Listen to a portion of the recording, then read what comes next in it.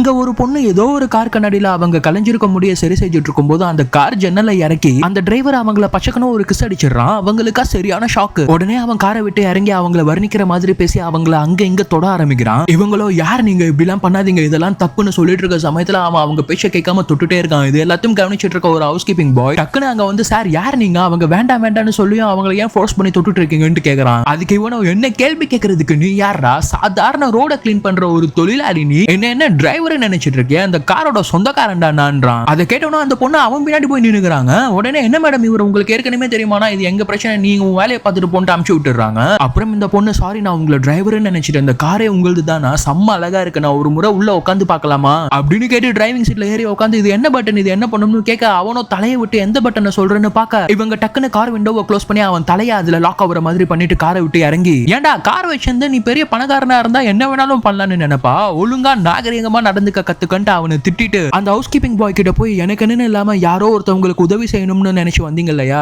உங்க மனசுதான் சார் கடவுள்ன்ட்டு அவருக்கு தேங்க்ஸ் சொல்லி அங்க இருந்து போயிடுறாங்க.